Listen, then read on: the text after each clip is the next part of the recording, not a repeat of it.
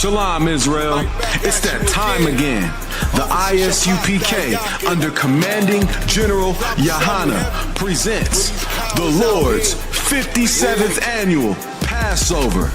That's right, the Lord's 57th annual Passover, April 4th, 2026, in Houston, Texas. All Black, Hispanics, and Native Americans are commanded to observe the Lord's Passover.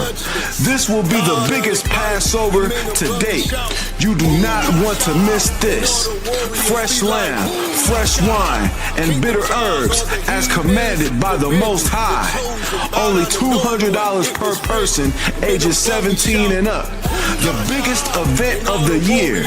There is only one Passover, and it's under commanding General Yahana. See you there, Israel. Shalom.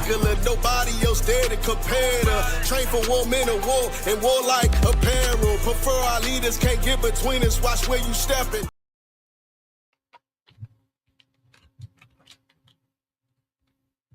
No, you get rid of that one there. You live?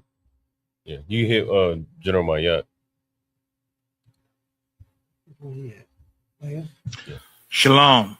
This is to all Israelite groups and all Israelite communities and all breakoffs from One West and breakoffs from breakoffs from breakoffs from breakoffs. No matter what rainbow uniform you wear, red, white, purple and white, all white, it don't matter. You should all treat the Isupk like your weird, misunderstood Sabbaths. You shouldn't do anything until you counsel with the Isupk. We'll tell you when and what to eat. We'll tell you who to marry. We'll tell you who to have sex with and how. We'll tell you how to resolve conflicts with your wives. We'll tell you how to resolve conflicts with your kids, your brothers, your sisters, your parents, your friends, everybody. We'll tell you when and how to pray. We'll tell you how to direct your life in a way that's pleasing to the Most High God of Israel and our Black King Yahushua, a.k.a. Jesus Christ. We will be to you instead of a God. Just like the Most High told Moses in Exodus 4:16 that Aaron would be to him instead of a mouth and he would be to Aaron instead of a God, that's what we'll do for you. It is what you all need because none of you know what the fuck you are doing. I pray you understand. Shalom. Most sound crazy. They clap it up. Hey, Shalom, Israel. We the Israelite School of Universal Practical Knowledge. Start out at 1 West 125th Street, Harlem, New York, under Commander General Yahana. This is the Wednesday night law class. You know what I mean? We teach Blacks, Hispanics, and Native Americans the truth according to the Bible. I mean, everything that you learn from that Christian church was a lie. Especially, you know what I mean, the main lie that they teach is, aside from, you know what I mean, Christ being a white man or Christ not having no color in the Bible, the main lie that they want to teach you is that the law is done away with. And that is what's keeping Blacks, Hispanics, and Native Americans in hell. The reason why, you know what I mean, most of us grew up without a father. Most of us grew up without a, you know what I mean, a lot of us was raised by our grandmothers. You know what I mean, if you did have a mother or a father in the household, you know what I mean, they was a monster to you. Yes. But the reason why for all of those things, the reason why you was born in poverty, the reason why we experienced so much just death and disease and famine and all of the things that we experience in Black, Hispanic, and Native American neighborhoods and households is because your so-called religious leaders, the people who are supposed to teach you the truth according to the Bible, or claim to rather, they taught you that the law was done away with. That's what the Bible is about. It's the law, and then there's different instances and stories and examples all throughout the Bible where if we served the Most High, we were above all nations and we were in a excellent condition, in a condition of rulership. And then when we didn't, we perished and we were in a low state in the earth. All right. So if you got any, you know, make sure you like, share, subscribe to the channel or whatever platform you're watching on. Make sure you share it with your loved ones or share it with your enemies. You know what I mean, y'all hecklers, y'all get up in here. You know what I mean, say your nonsense so that you can be the proof that the ISUPK is the home of the truth, and that you can be the prime example that you are a liar, especially devils. You know what I mean? 'Cause, I mean, we need proof positive that you the devil in the earth. You know what I mean, go ahead, come up in here and show us that you the devil. All right. It's like it says. Do you want it to if you could just ask your question one more time just for the people watching online? And anybody that if you got any questions or comments, you can put them in the chat if you're watching online as well. If you got any additional questions, you can feel free to ask any question that you need to. All right. Okay. I wanted to know, is there or was there ever a time that God's people did not sin against him? Absolutely. Let's get. We're gonna go into Judges like we was talking about earlier, but before you go to Judges, let's go to the book of Judith, and it's in the Apocrypha that you got right there. And this is partially the reason why the Apocrypha was removed. Go to Judith. You know what I want, right? Judith. Yeah. This is partially why the Apocrypha was removed in the first place, because there was so much history, so much undeniable proof that Blacks, Hispanics, and Native Americans are the chosen people of the Most High God, that this portion of the Bible had to be removed. Like yesterday, the past 2 days, we were celebrating the Feast of Purim, which is the book of Esther. You got a regular Bible in front of you? Real quick, go to I just want to show you something. Go to Esther chapter 10 and read the last verse.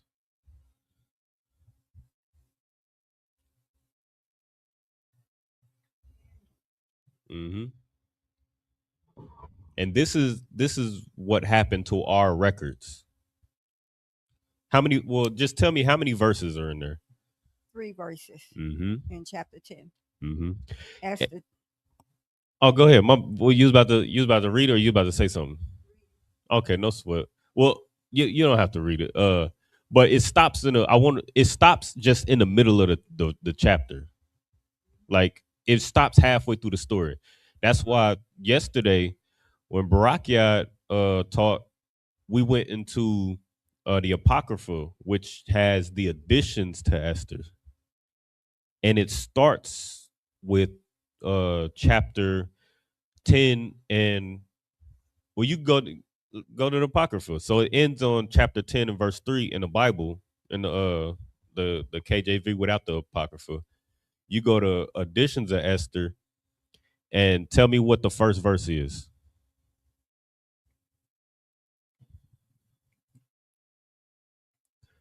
Read it. No, just tell me what the first chapter and verse is. It says,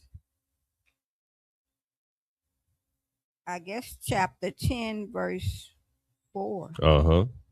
You see that? Now, what book just starts at chapter 10 and verse 4? The one you took out, I guess. The one that your oppressor took out. Because if we had these records intact, and if we understood these records, then Christianity, not that it makes any sense in the first place, but Christianity wouldn't make sense at all. It would just show that they are liars. Everything that they're trying to teach you in that Christian church is a absolute lie. And to cover that up, they removed these books that you got in your hand right now. So go to you got, yeah, you can start it. Yeah. This is the book of Judith, chapter 5, verse 17. And while they sinned not before their God, they prospered because of God. Wait, slow down. And this is your question. This is the direct answer to your question, sis. You asked, was there ever a time where we didn't sin against the Most High? Go ahead. Come on. Verse Judith chapter 5, verse 17. And while they sinned not before their God. So it says, while they sinned not before their God. Go ahead. They prospered. So that lets you know two things. To answer your question, this lets you know that there was a time and several times where we didn't sin against our God. And it's also lets you know that when we didn't sin against the Most High God, we what? We prosper. We what? They prospered. So how evil is it that the Christian church teaches you that the law is done away with? Because when we sin not against the Most High God, we prospered.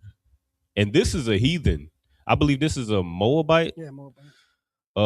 This is which is the so-called Chinese person. You know what I mean? The people that they're actually paid to get businesses in your neighborhood.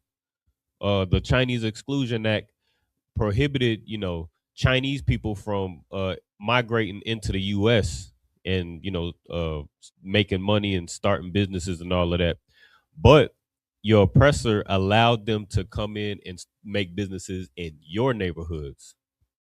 So this Moabite right here is letting you know that when we sin, he's basically letting another, who was the king in this time? I can't remember what his ethnicity was, but whoever he was letting, I think it's another Persian, if I'm not mistaken. I could be mistaken.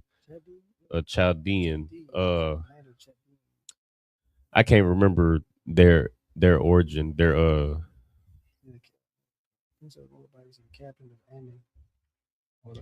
But long story short, these are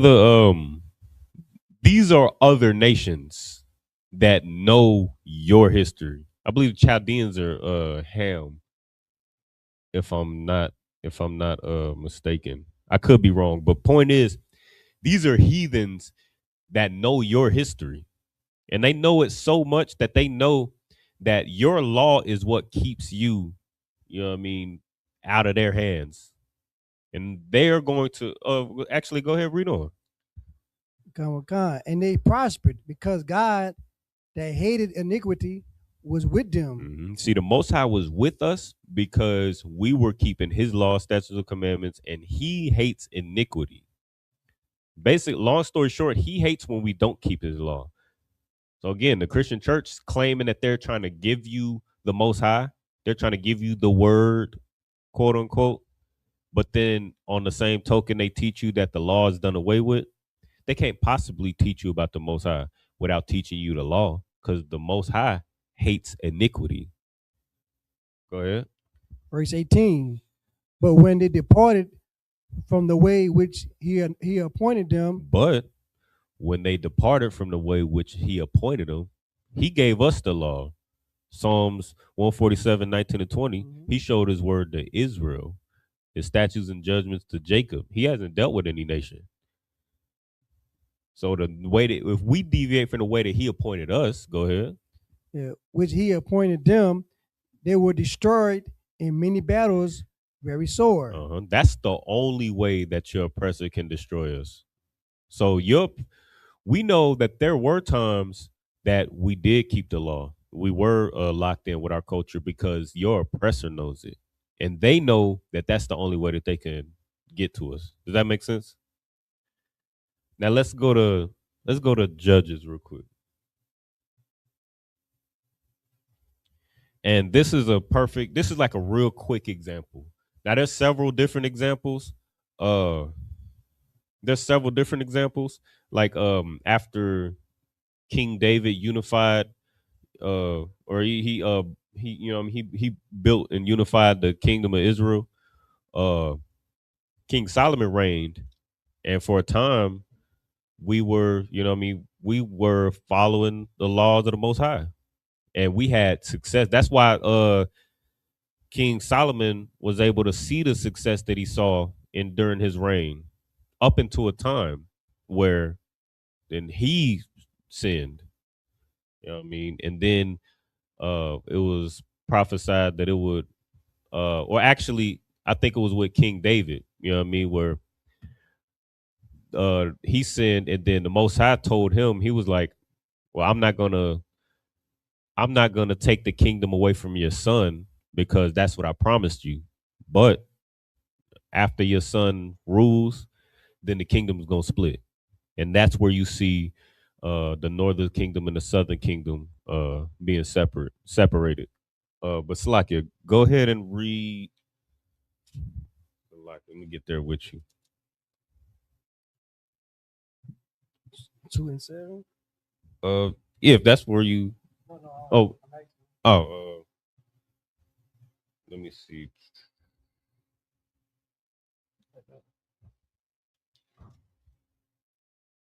There we go. That's perfect. This is the book of Judges, chapter 2, verse 7.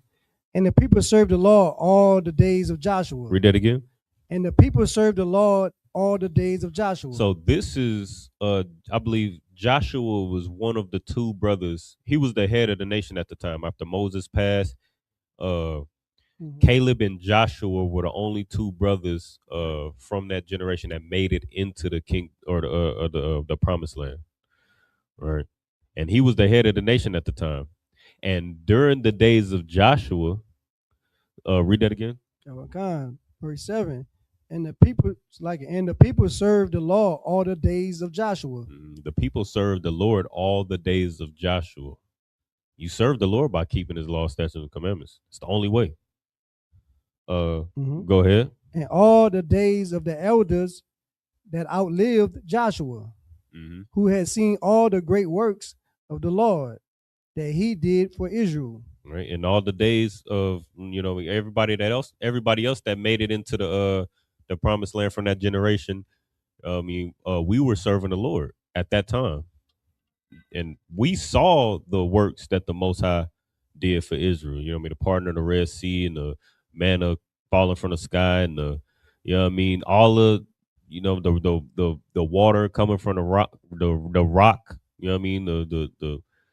to satisfy the thirst of the people. We saw all those things and we kept the law up until a point. Go ahead. Verse 8. And Joshua the son of Nun, the servant of the Lord, died, being 110 years old. So he died. Skip down to the part where, what is that, verse 8? It was 8. Let me see if I could. Salakia. And if you just read the first couple chapters of Judges, it'll say, and a judge was raised up. At the time, Joshua was, I guess, the judge, but he was the head over the nation. But it'll say over and over, and the Most High raised up a judge to, get the people in order, and then we was in order, and then after that judge passed and got everybody in order, we decided to serve the other nations that was round about us, because we were supposed to drive them out of the land. And the Most High, since we didn't drive them out of the land like we were supposed to, the Most High left them around us to prove us, to try us. You know what I mean? And once that judge, that righteous judge that, kept us in order, once he passed, we went right back to serving the nations round about us that we were supposed to drive out. Instead of driving them out, we started to serve their gods. We started to sleep with their women. We started to, keep their, holidays like we do now in America. And it happens over and over here in the book of Judges. But this is a prime example of a time where we were keeping our laws and we prospered, just like the heathens quoted in Judith. Does that answer your question? What's that? Nehemiah. You wanna bring it up? No, it was okay, no sweat. Did you have any more questions or anything? Okay, no sweat. Let's go to. Is there any questions in the chat? No questions. Okay, no sweat. All right, well, let's get right into it. Let's go to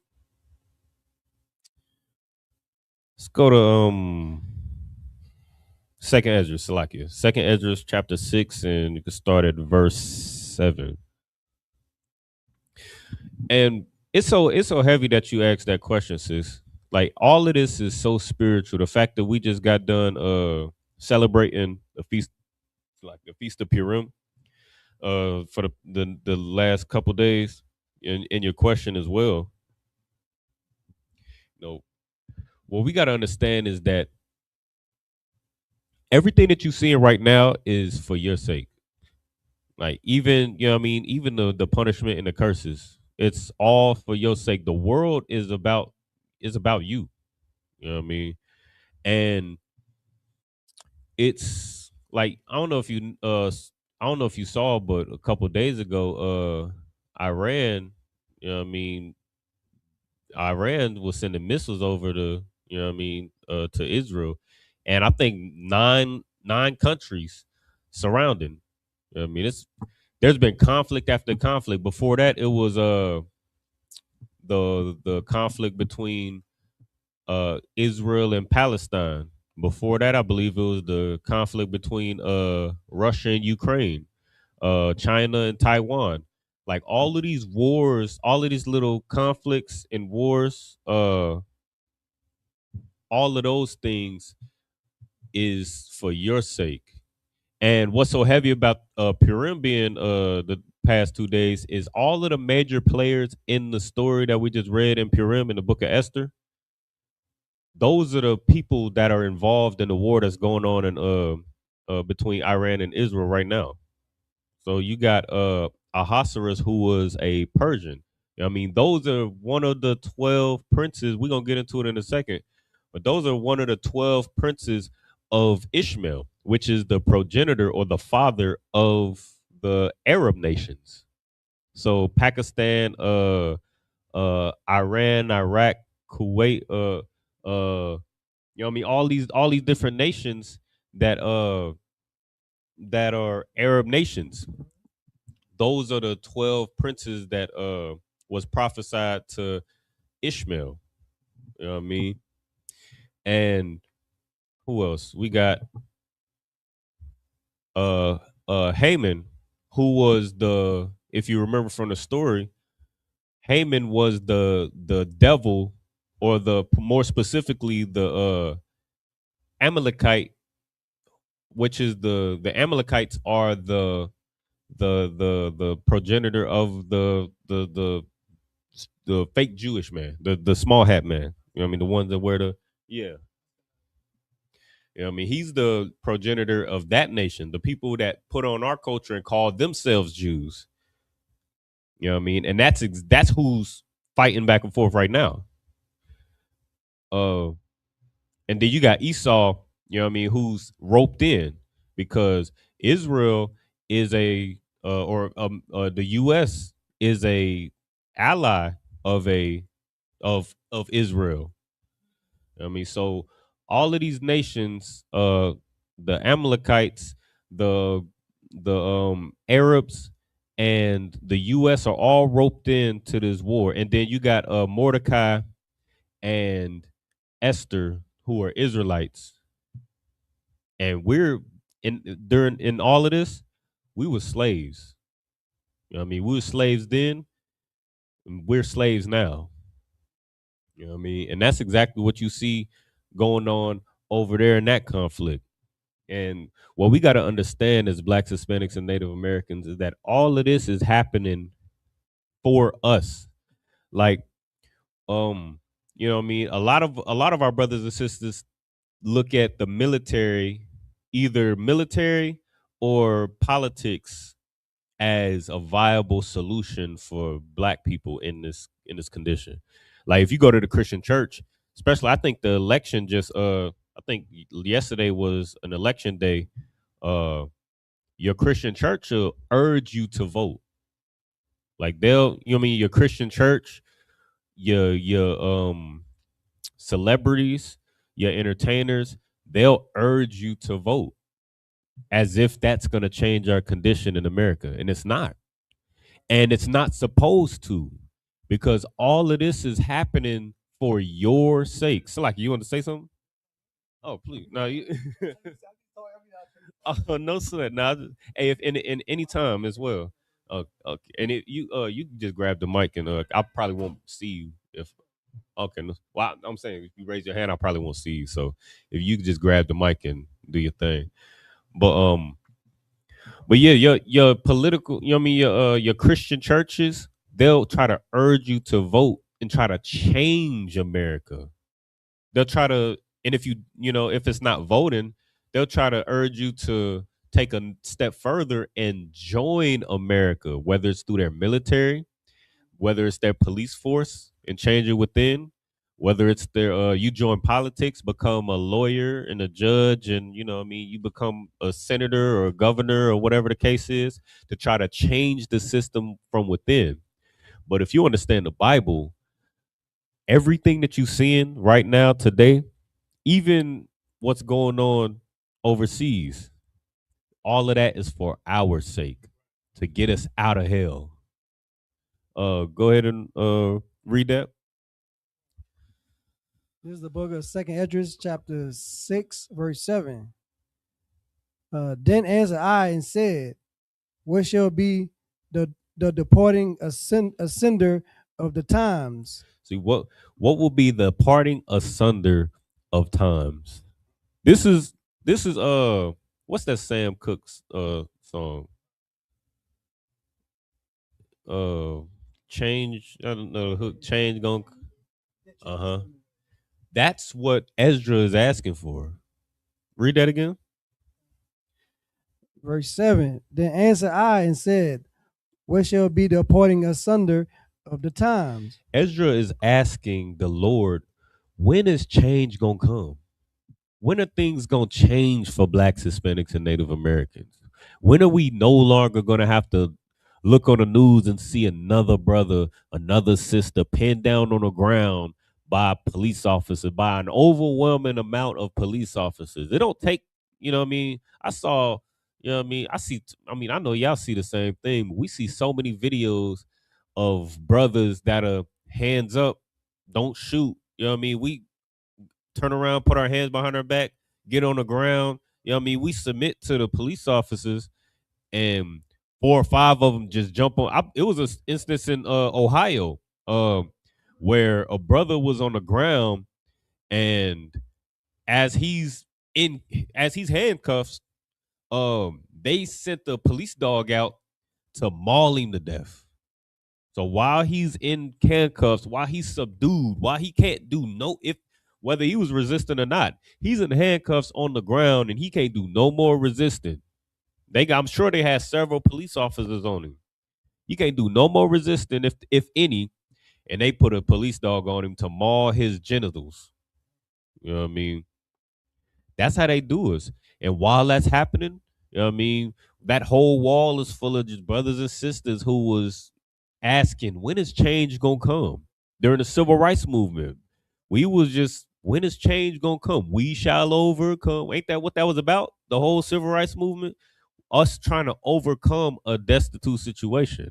We just asking, when is change gonna come?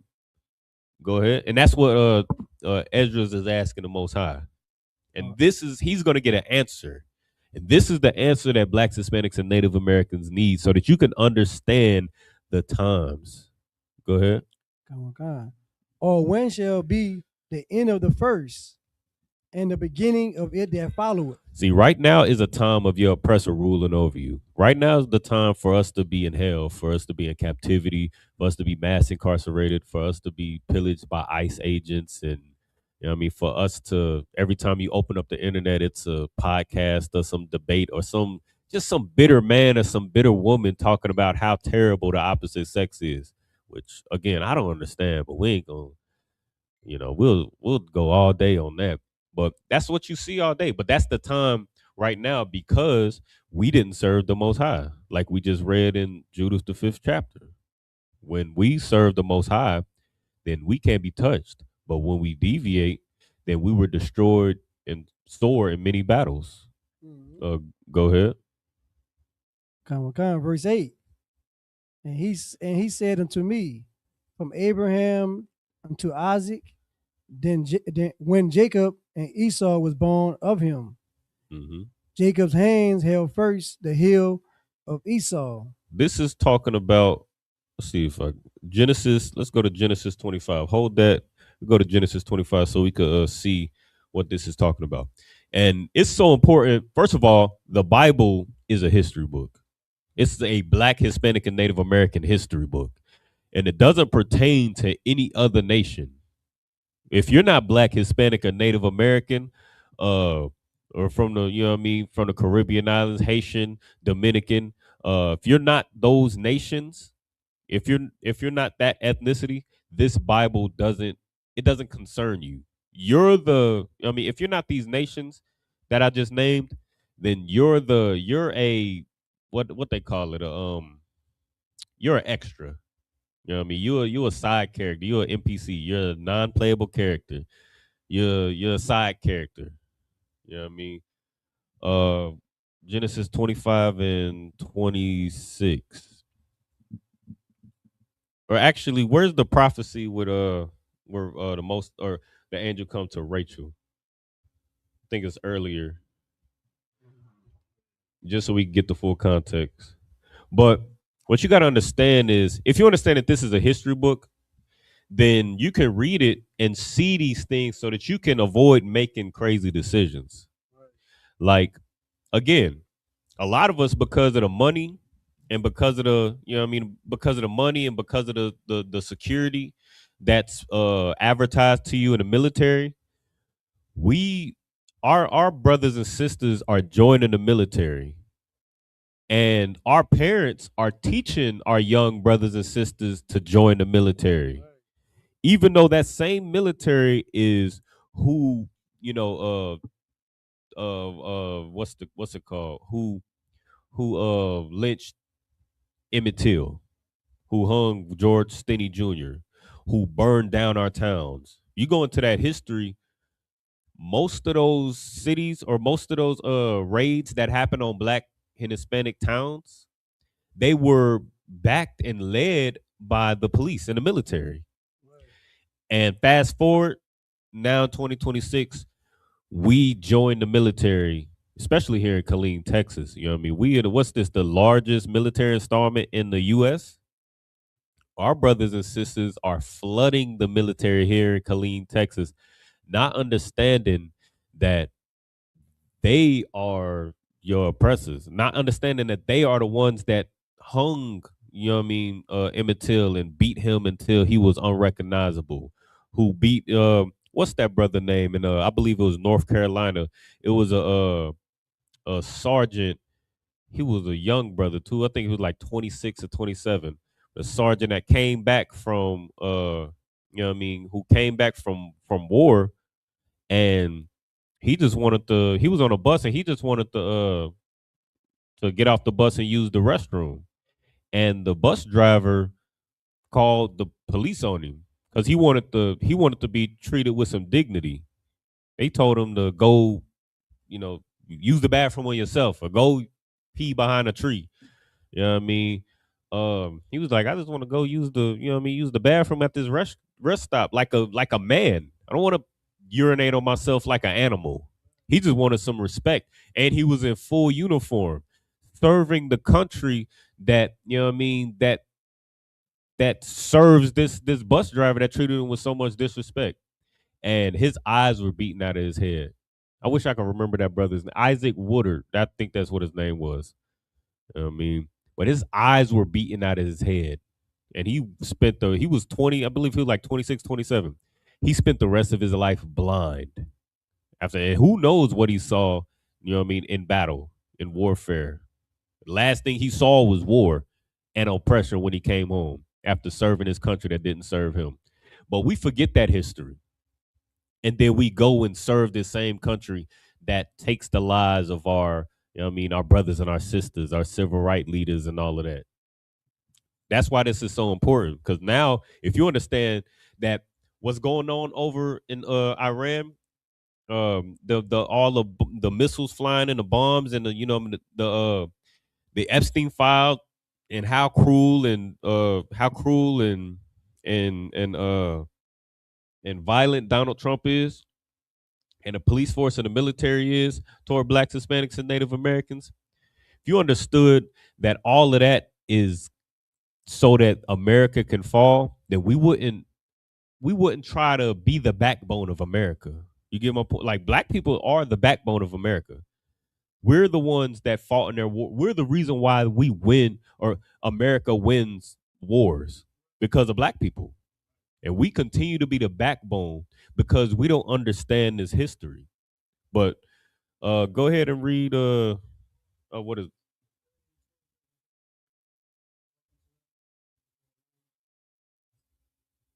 what scripture is that?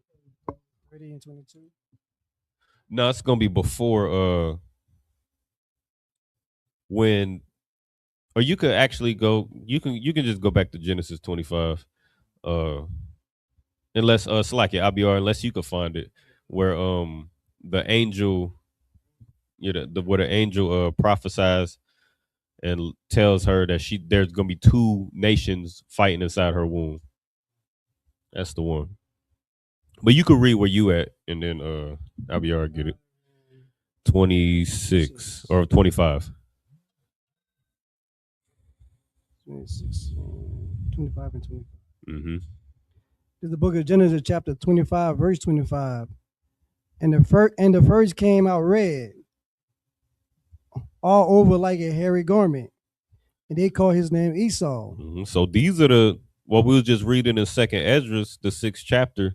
These are the two nations that we were talking about. And the first came out red like a hairy garment. Now, who is red and hairy in this earth? What nation of people? You want to give it a shot, sis? I know these brothers know. The prophecy is in 23. Yeah, I knew it was right above it. yeah, I found it. What you got, sis? You got a mic? I thought you raised your hand. Oh, okay, no sweat. You know who's red and hairy in this earth right now? Mm-hmm. They get in the sun, they get sunburned and turn red. They get angry, they turn red. They get Go ahead, say it in the mic. Come on, but free yourself. Be a free woman. The Caucasian. Damn right, sis. Give her a hand. Yeah, this is who this is talking about. And I mean, this doesn't describe anybody else in the earth. Nobody else is red and hairy except for your oppressor. Go ahead. Verse 26. And after that came his brother out. Oh, so like it. Read verse 23. Right. The book of Genesis, chapter 25, verse 23. And the Lord said unto her, two nations are in thy womb. Mm-hmm. So this is another thing that that people try to use. Like, your oppressor is desperate. I don't know if y'all know this about white people, but they are desperate. Like, everything that they do is in desperation. You know what I mean? Even them putting, you know what I mean, having us in captivity, it's out of desperation. You know what I mean? Everything that they do, what the police force does to black people and Hispanics, what ICE does to blacks and Hispanics, it's out of desperation.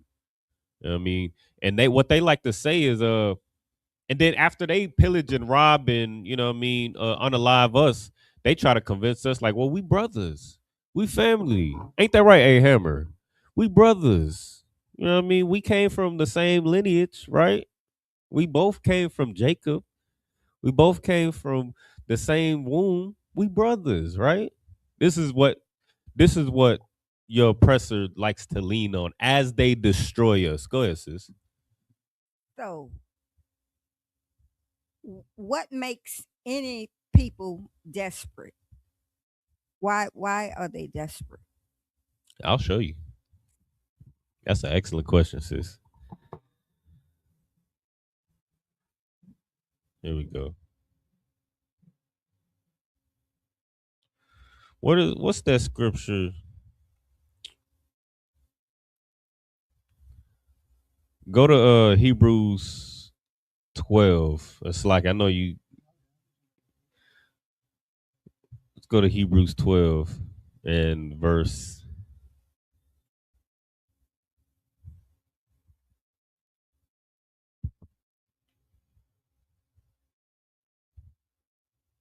And then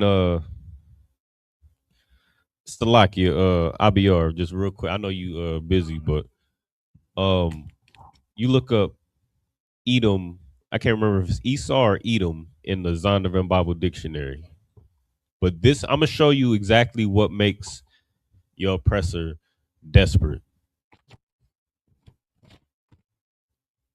And it's the last, I think it's in the last paragraph. 12 and 17. Oh, 16. The book of Hebrew, chapter 12, verse 16. Lest there be a fornicator. It's like it. Lest there be any fornicator or profane person as Esau. As who? As Esau. See, there's nobody who's more profane and destructive and a fornicator like Esau, which is who we just described in Genesis, the 25th chapter. The red man, the red hairy man. You know who that is. There's nobody more vile than him. Go ahead. Who for one morsel of meat sold his birthright. He sold because he was the older, and traditionally in our culture, you know what I mean, the birthright goes to the eldest son. But he sold his birthright. That's how little he cared about his birthright. You know what I mean? Go ahead. Come. Verse 17. For ye know how that afterward, when we would have inherit the blessing, he was rejected. Mm-hmm. He was what? He was rejected. See, again, he was going to inherit the blessing because he was the eldest. And that's just how it go. But he was rejected because he sold his birthright. And that's how you know that your oppressor is profane. Because he sold his birthright and still expected to receive it. Just like, what does that sound like? That sounds just like Trump. That sound like Trump. That sound like what they did to the Native Americans as well, where they signed treaty after treaty with our family, and after they signed an agreement to give us entitlement to a particular part of land, after they came and stole the land, but we tried to settle things diplomatically, right? You know what I mean? In our folly, we tried to strike a deal with this monster, and they signed a deal to give us entitlement to this particular territory. And then they just did the same thing. They just destroyed us. They robbed us. They unalived us. They, you know what I mean, did diabolical things to us. So when they strike a deal, they still feel entitled to your end of the deal. It's the same thing that happened in a couple months ago. We just got done with the Feast of Hanukkah, where they did the same thing, where they came and pillaged us, the Grecians and the Romans, which is who runs America and are the superpowers in the world. They, you know what I mean, they struck a deal with us, or they came and robbed us, and then they tried to strike a deal with us, and then they robbed us again. And then they struck another deal, and then they robbed us again. That's the nature of your oppressor. But they feel entitled to what's yours. And it's an excellent example that you brought up, Trump. America belongs to the Native Americans and the Hispanics. We were the ones that were here first. We were here. It says that in the Bible as well. Well, we came over to where no other man dwelt. There was nobody here but us. And then they came over. And now you fast forward 2026. Now Trump is sending ICE agents to Black, Hispanic, and Native American communities and demanding that we leave. Texas belonged to the Mexicans. Texas belongs to South America. I mean, the rest of America was inhabited by the Native Americans, but he feels entitled to what's not his, and that's what you're reading right now. You're reading Trump right now in the Bible. Please go ahead. That's what you're saying, because just a few months ago they took over Venezuelans. They took over Venezuelan oil. Like he got complete control of Venezuelan oil. That's like what his buddy was saying. They come and take what's not theirs, then they claim it's theirs. Now that's heavy what you're saying. Before you want to entertain Hammer? Nope. All right, Lord Christ. It's heavy that you brought that up too, because that's the reason why there's American involvement in the in the Middle East, because America felt entitled to the oil and the wealth that was in the Middle East, which was our land. That's our motherland. That's Jerusalem. That's where Jerusalem is, and America felt entitled. That's what America does. That's what the red hairy man does. He feels entitled to what's not his. And we're reading it in this history book called the Bible. Go ahead. Oh, God. He was rejected, for he found no place of repentance, though he sought it carefully with tears. So though he what? He sought it carefully with tears. See, this is what your oppressor does. He throws a temper tantrum. They've been doing the same thing over and over all throughout history. And that's how we know who these people are, because the description of these people is spot on to what's in the Bible. What we see right now in the earth is the spot on description. Who's red and hairy but your oppressor? Who's more entitled than your oppressor? Who throws a temper tantrum more than your oppressor when they don't get their way? What they talking about, you know what I mean, getting well, they got rid of when Trump first came into office in January, the first thing that he did was get rid of DEI. That's the first thing he did, was attack us, get rid of DEI, and erase the historical triumphs that we had in the historical successes that we've had in their military. You know what I mean? Erased the gravestones in DC and tried to erase every historical evidence that showed how much more superior we were in their military than them. They were cowards. They was hiding in trenches. But we were the Tuskegee Airmen that didn't lose a single Air fight. we didn't lose a single air fight. And I believe the Tuskegee Airmen were the ones that were escorting the you know what I mean, the bombers planes, and we didn't lose a single plane. You know what I mean? We was the ones, you know what I mean? I think, what was it, Marilyn Monroe that went up there in the or not Marilyn Monroe, it wasn't her. It was one of the president's wives, but you know what I mean, went up in a plane with the Tuskegee Airmen. You know what I mean? We always had sauce. You know what I mean? The same you know what I'm talking about, sis. You know what I mean? We always had flavor, you know what I mean? Black, Hispanic, and Native American brothers and sisters. You know what I mean? They just don't have that. You know what I mean? But please go ahead. To that point, you know what I'm saying? Like you bringing out, we also had those sisters too that served in Esau's military. Oh. I forget during that time, but they helped them, you know what I'm saying, overcome during World War II. Salakia. Damn right. Yeah, that was yeah. Yeah, we were pivotal in the success of America, especially in their military. What's the name of them? But it was another one. The ones that work for NASA. Yeah. You know what I mean? The sisters were the ones who had the intellect, you know what I mean, to make NASA successful. It's us. It's us doing that. Read that again. God. He was rejected, but he found no place of repentance, though he sought it carefully with tears. See, we're superior. They're crybabies. They're crybabies, and because he sold something, and it was no longer his, and he felt entitled to it and couldn't get it and didn't get it, he cried and threw a tantrum and decided that he was going to hate us forever. Slacky, go ahead and read what you got in the Zondervan. Gonna Wakan, this is the Zondervan Bible Dictionary, and this is the definition of Edom, and this is the last paragraph. It says,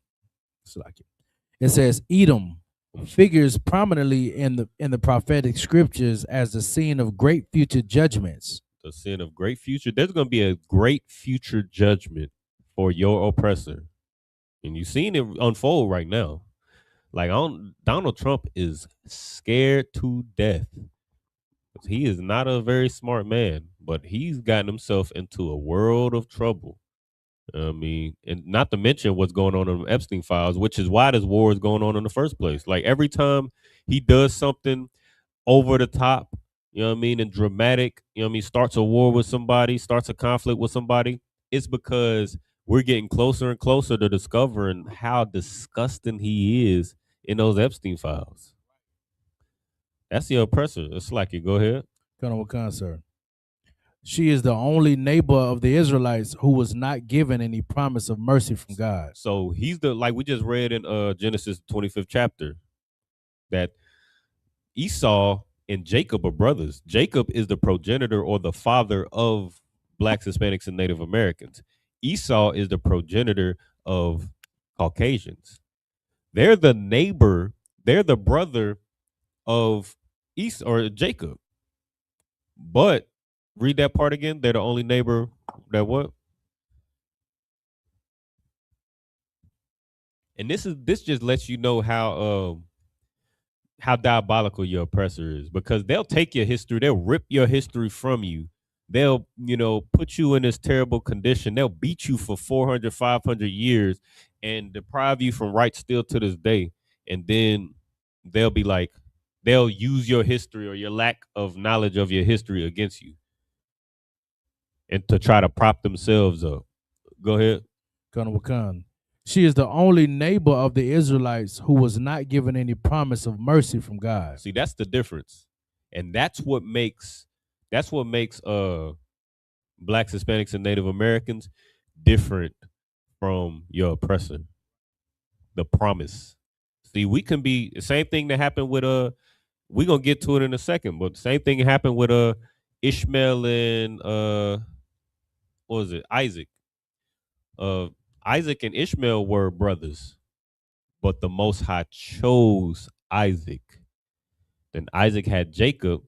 Jacob had Jacob, or Isaac had Jacob and Esau, and the Most High chose and gave his promise to Jacob. And read that last part one more time, Baba Kasha. Colonel Wakan, sir. She was the only neighbor of the Israelites, who was not given any promise of mercy from God. Mm-hmm. They were given. See, the Most High gave us all the mercy.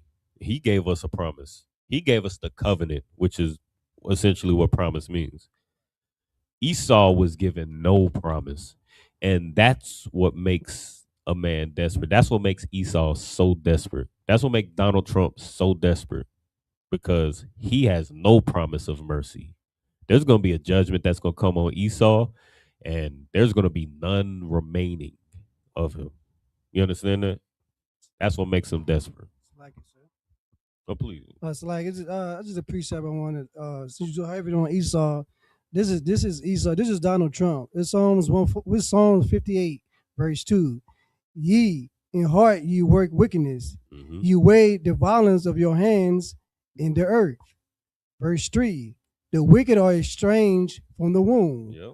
They go astray as soon as they are born, speaking lies. Yep.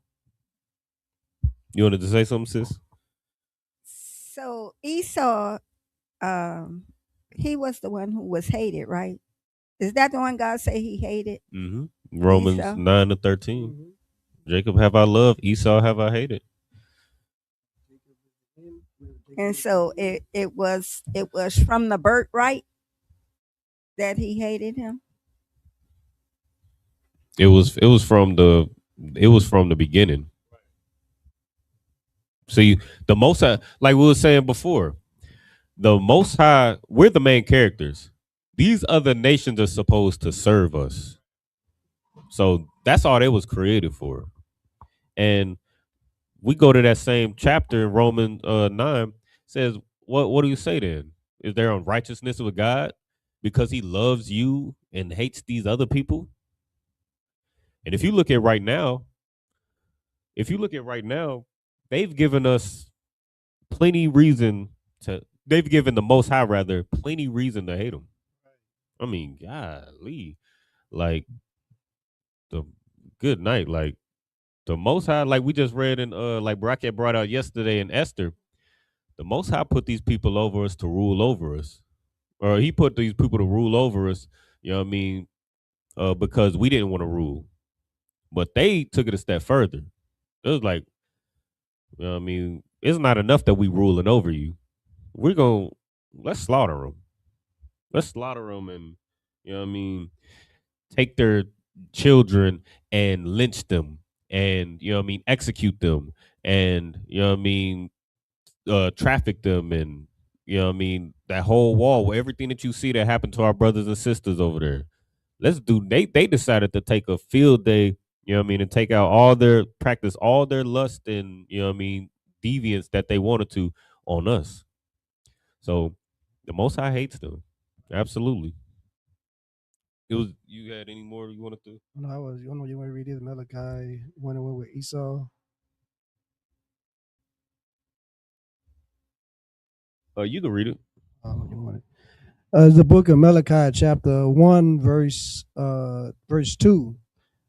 I have loved you, said the Lord. Yet ye say, wherein hast thou loved us?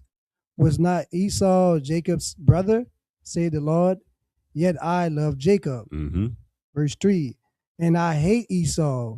It's like, and I hated Esau and laid his mountains and his heritage waste for the dragons of the wilderness. Mm-hmm. So it's all over the Bible. Most High hates your oppressor, and he loves us. And there's nothing wrong. I mean, if you wanted to make a painting, couldn't you paint it the way you wanted to paint it? If you wanted to make a pot out of clay, couldn't you form that pot how you wanted to? You know what I mean? You buy a house or you buy an apartment, can't you furnish it how you like to? You mean, can't you decide to put a TV right here? You know what I mean? And a couch over here, and maybe you like leather, maybe you like a cloth couch, maybe you like to keep the plastic on the couch. I don't, you know how we do.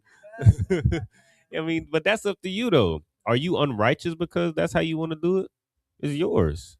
And that's how the Most High feels about us, his people. All right. Let's go to, please go ahead. So that's kind of like what I was saying today. And it goes back to, I use Pharaoh for an example. We are blessed people, and no matter who tried to curse us, we are just blessed of the Most High God. And no matter what you put on us, we increase, we multiply, we prosper. Come. Yeah, that's absolutely, you know what I mean, thanks to the Most High, because he loves us. You know what I mean, and anybody that comes up against us, once we get right with the Most High, as long as we right with the Most High, then we have a God that defends us. Now, everybody else, I don't know. I mean, I don't know what God they serve in Iran. You know what I mean, Israel, they call themselves by our name. They call themselves Israel, but they, you know, good night. They don't do nothing like what the Most High told Israel to do. You know what I mean? And there's nothing that's gonna save them. As a matter of fact, we're gonna get to it later, but we're gonna see where we at? Genesis 5 or 25, yeah. 25 and 22. Yeah, 22. Yeah. This is the book of Genesis, chapter 25, verse 22.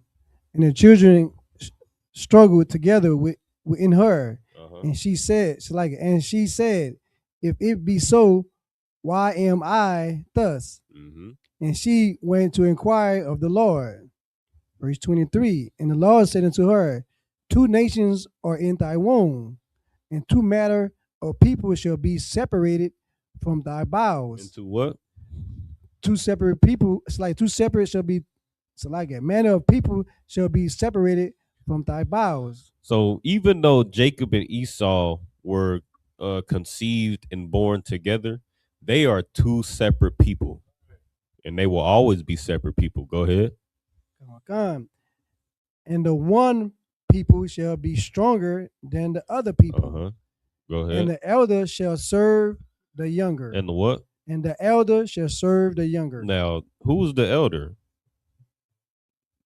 You remember who the elder was? The elder brother? That's Esau. Right. Yeah. And the elder will serve the younger. The younger was the progenitor of our people. So uh, no matter how I look right now, I mean, no matter what the Christian church try to teach you, no matter what Donald Trump try to, what show of force he tried to do, no matter who, whatever, whatever force he want to send against you, ICE or police or the military or the National Guard he want to deploy against you, the elder will serve the younger. Thus saith the Lord. Go ahead.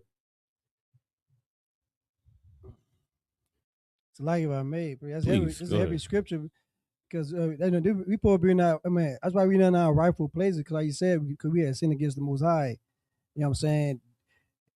When they are ruling right now, and they're in our spot. We should be ruling. You know what I'm saying? And they not. And they read this Bible themselves. They know they're supposed to be serving us. That's why they do the main things they do to us, so that we even try. So we even try to get to our rightful place. That's why they keep us down all the time and have us. I mean, have us in bottoms of society, so we will make it up on top that we rightfully belong to be. Right. So like it. No, that's a fact, and that's the reason why. Like they want you to do everything but what's in this Bible. Like that's the whole point.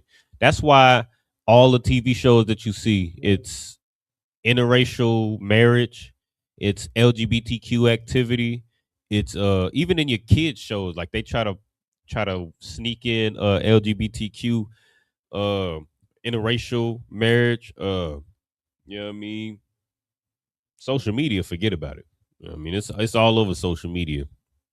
And that's why when you see on social media, you see these podcasts, you see these uh He-Man woman haters, you see these, these sisters that just hate men, and that's all you see. It's just you hardly see authentic black love, especially portrayed in like movies and TV and cartoons and things like that.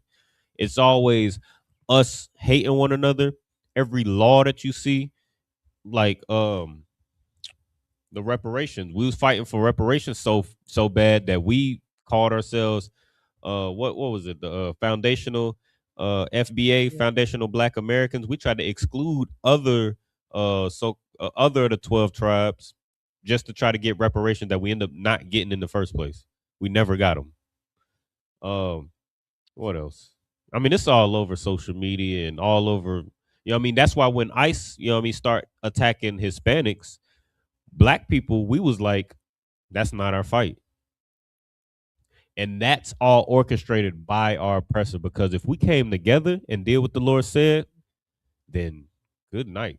Slakia, go ahead. Like I hear what you're saying. Just to add another caveat to it, like that's why the Christian church is so wicked, especially our black pastors and like Isupk, Hispanic pastors or priests, and they because they don't teach who your brother is.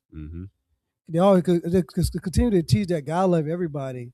And I never did learn in church that who was Israelites were. Yeah. You know what I'm saying? To me, I thought the Israel. I mean, people they brings up in the scripture, but I thought there was extinct. I don't like who's those people. You know what I'm saying? But they don't teach those things, so we know who we are as a group of people. It's easier for us to get along. We know that's our brother, that's our sister, that's our people. So we won't be saying the things that we say right now with the ICE. Taking our Isupk brother, Hispanic brothers, and we like you said, like we it's not our fight. That's been nothing to do with it. Let's stand back. But we knew that was our brother. We be out in the streets with him, trying to try to help him out. Right. Or no, what we gonna do? We gonna become ICE agents, be the Pharisees and Sadducees, and we don't want to lose our seat.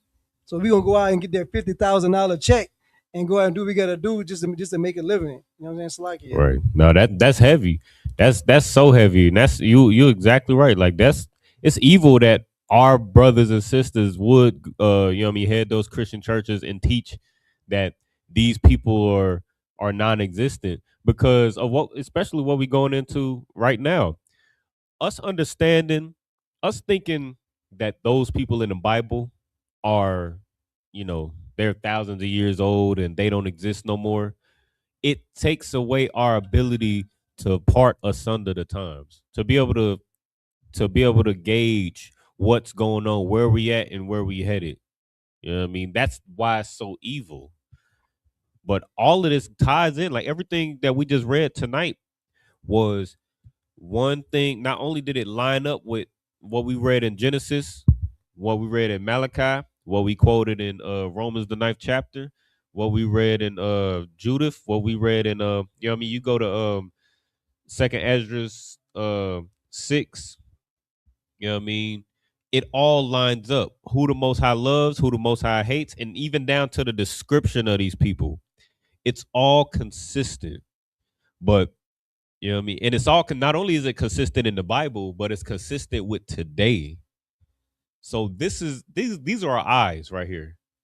This is how we can essentially read the timeline and tell the future. You know what I mean? Like if you see, like Christ said, you can discern the the sky and tell that it's gonna be bad weather, or you can see the forecast and see, oh, it's gonna snow. Like I think we're supposed to get some crazy weather in Texas here in over the weekend. You know what I mean? We can tell whether it's gonna rain or whether it's gonna snow or whether it's gonna be cold or whether it's gonna be hot, but you can't determine the signs of the times. That's what this Bible is for. So for your Christian pastors and all of that to teach you that this Bible it's just a storybook, it's such an evil thing, and they don't even know what the hell they doing. So like, you go ahead. Like, just to add on what I was saying earlier, like we don't know who we are. Like we could consider call ourselves these bywords. Like you ask any black man or whatever. When I know back in the I was coming up. You ask any black man what they are, their first they will say they won't even say who they are. They will say, "I'm Baptist." Man, they'll say, well, I'm Catholic. Man, I'm Protestant. Man, that's the thing is I'm Muslim. Yeah, man, especially in the '60s, it was high on being a Muslim. You know what I'm saying? Islam. Yep. So we don't even know we using religions as a ethnicity. That's Right. like it. Right. And that it hasn't worked for years. You know what I mean? It hasn't worked since we started. It hasn't worked in the Bible either, because we did the same thing. You know what I mean, like we just was talking about in Judges.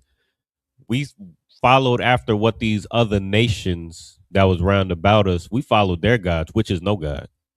You know what I mean? We served wood and stone, which we still do to this day. And it did nothing for us.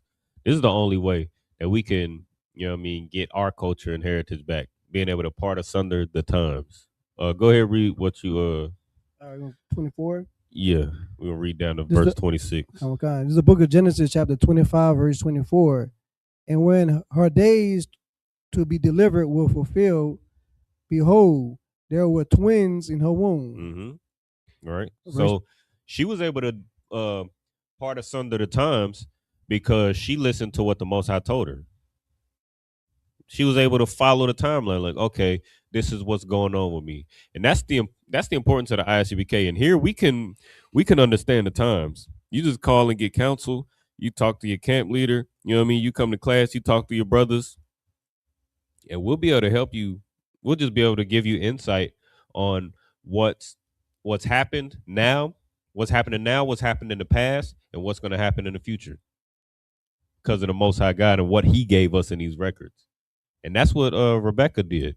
She went and got counsel, and she was told that there was two nations in her womb, and the elder will serve the younger, and they're struggling with one another. And she was like, all right, no sweat. And then when it happened, she understood what she was going through. Go ahead. Verse 25.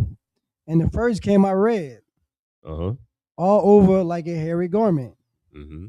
And they call his name Esau. And this is who we was reading about in the Zondervan Bible Dictionary. This is the man that is promised no mercy from the Most High God. So, and this is the thing about white people too.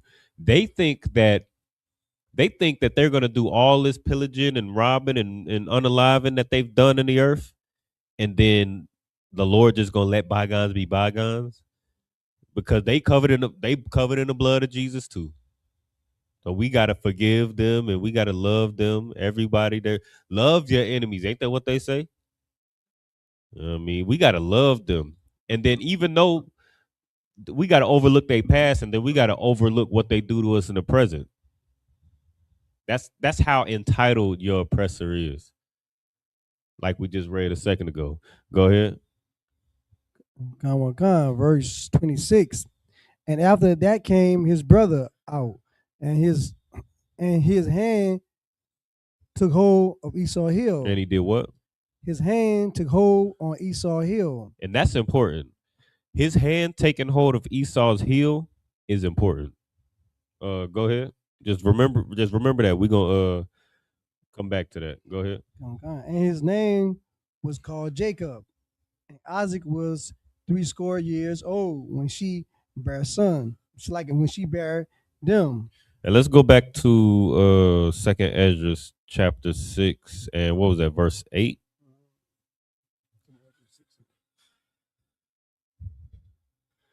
Now remember, Jacob held the heel of Esau. Esau came out first, which makes him the elder, who will serve the younger, who is Jacob. And Jacob held the heel. This is symbolic, and this is going to show you how to part asunder the times, how to let you know what time it is. Go ahead and read that when you got it. The book of 2 Ezra, chapter 6, verse 8. And he said unto me, from Abraham unto Isaac, when Jacob and Esau was born of him, Jacob's hand held first the heel of Esau. So this is what we just got done reading. Most High Christ. Read that again, Salaki. Oh my God. These angels of the Lord, sister. You know what I mean? We got you. You know what I mean? Go ahead, Salaki. Verse 8. And he said unto me, from Abraham unto Isaac, when Jacob and Esau was born of him, Jacob's hand held first the heel of Esau. So this is what we just read in Genesis 25, where Jacob held the heel of Esau. And we're gonna find out why this is so important. Go ahead. Okay, verse 9. For Esau is the end of the world. Esau is what? The end of the world. That red hairy man is the end of the world. Donald Trump is the end of the world. I'm gonna say that. Donald Trump is the end of the world. Right, what you see right now, Donald Trump's involvement in the Epstein files, his involvement in these wars overseas with Russia and Israel, and you know what I mean, even China, I believe. I mean, America is involved in pretty much everything, every war and every catastrophe that happens all over the world. You know what I mean? His involvement in all of this is letting you know that the end of the world is coming, but not just any world, the end of their world. Because, go ahead, read on. Okay. And Jacob is the beginning of it that follow it. Because after their world ends, your world begins. That's the whole point of this. So when we see, if you don't have this wisdom that comes from this Bible, you'll see this and you'll think that your world is ending. Oh my God, there's missiles flying and Donald Trump is sending ice everywhere. And, you know, I mean, they mass incarcerating us and, you know, I can't pay my rent and this, that, and the third. You think that your world is ending. But sis, what we reading right now is or what we seeing in the news right now is the indicator that your world is beginning. But before your world could begin, their world has to end. It's like, sis, what you was about to say? We're in Second Ezra chapter 6 and verse what, 10? 9? That was verse 9. Uh-huh. Second Ezra 6 and 9. But that's the indicator. Before your world can begin, where you don't have to worry about paying rent. We slave day in and day out just to give all that money to some landlord who won't even fix your toilet. Yeah, he won't even fix. You got to put up pictures to cover up holes in the drywall because they won't even come over and patch your drywall for you. But they expect that $800, $900, $1,000, $1,100, $1,200 a month for the little, you know what I mean, the hole in the wall that we got to live in because we in hell. They expect that money on time. It better be on time or you're going to have to get up out of here. But you need some help from them. You need them to fix their property and they won't do it. But we work day in and day out to do that. You know what I mean? Try to survive. But you know what I mean, when your world begins, you don't have to worry about none. You don't even have to worry about paying rent. What's rent? You run the world. You run the world. You know what I mean? You ain't got to worry about nothing. You worried about drywall. Your walls are gonna be made of gold, and that's gonna be the cheap. That's gonna be the cheap stuff. The gold and the diamonds that we, you know what I mean? We think, you know what I mean? We think that's, you know what I mean? That's luxury to us. Gold, diamonds, and gold. That's gonna be the cheap stuff in your world. But for you to get your world, their world has to end. Go ahead. Okay. Verse 10. The hand of man. The hand of who? The hand of man. Go ahead. Is bewit the heel and the hand. So Esau is your oppressor. Jacob is blacks, Hispanics, and Native Americans. Jacob held the heel, and read that again. The hand of man is bewit the heel and the hand. So the beginning is your oppressor, or the end of the world is your oppressor. The beginning of your world, the new world, is you, and the hand of man is in between that. You know what that means? Go ahead. Oh, you just read on, Salaki. Unless you want to break it down. No, you good. No, you. The heel and the hand. Other question.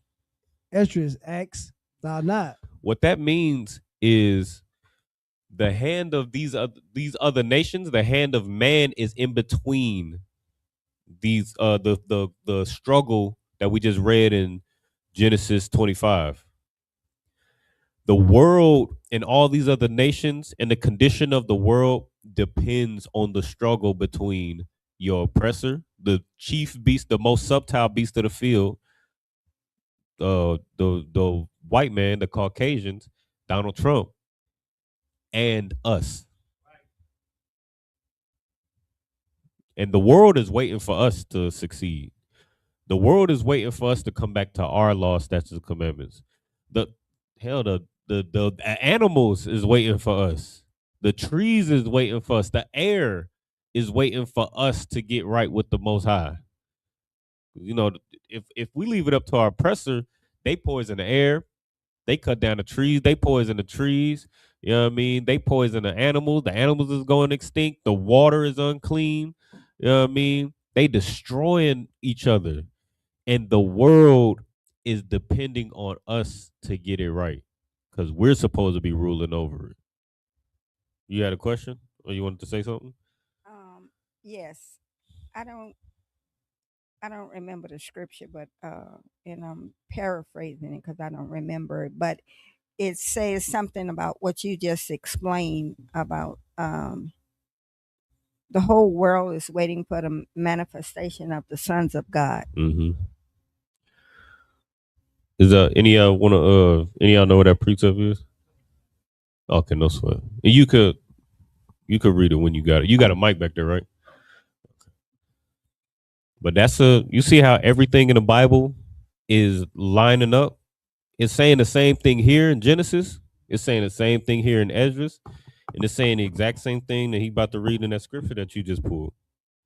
You got it? This is the book of Romans chapter 8 and verse 19. For the earnest expectation of the creature waiteth for the manifestation of the sons of God. Yep. That's what we're talking about right now. That's what we see. Like, that's what we're seeing right now in the news.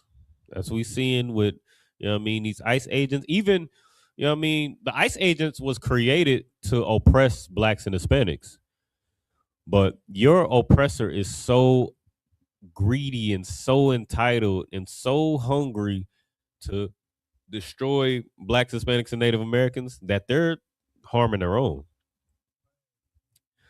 Another policy, Donald Trump, I don't know if y'all know, but January was a blitz on blacks, Hispanics, and Native Americans. Where as soon as he got into office, he attacked everything that was, like, he just attacked everything that he thought was beneficial to blacks, Hispanics, and Native Americans. So much so, like, now he's deporting, his focus is deporting Hispanics. And his mass deportation of Hispanics hurt his own people. The farmers and the agriculture, you know what I mean? They depended on Hispanics to till their land and pick their, produce and do the labor that they didn't want to do, that they didn't have the knowledge to do. And these same people voted for Donald Trump, knowing that he hated blacks, Hispanics, and Native Americans. And once they got rid of the bulk of Hispanics, they started to suffer. The tariffs that they put on China, it hurt them. Like everything that Donald Trump is doing in an effort to hurt other people, it's hurting him. It's hurting him and his own people and the people that support and voted for him. But that's how earnest that your oppressor is to hurt you. And we just read in Romans the 8th chapter. That's what we've been talking about all night. Go ahead and where was we at? 11. You read 11?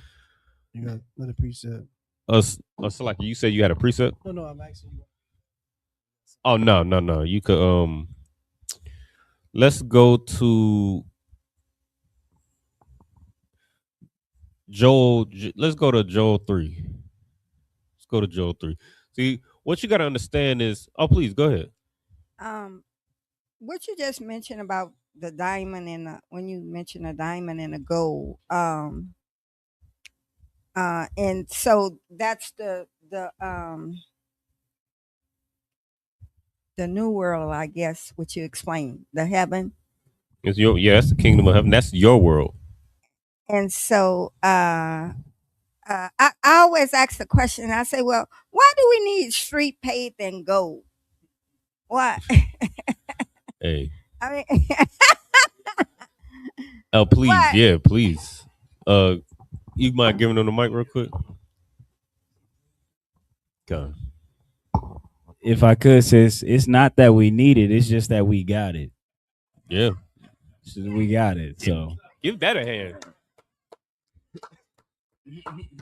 And that's so heavy because, like, the scriptures also say, like, we're not gonna be able to fathom. Like, we can't even think about it right now. Like, we can't.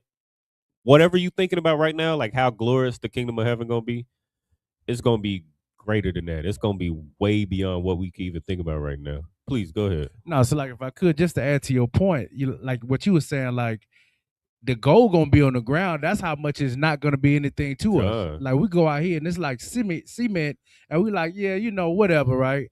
But we're gonna be walking on gold. Like we are flashy people. Mm-hmm. You know what I'm saying? So like, no, that's the truth. The Most High is flashy. That's just and it's heavy. Like I couldn't have said it no better than how Barakia said it. He said it ain't about don't worry about how we just gonna have it.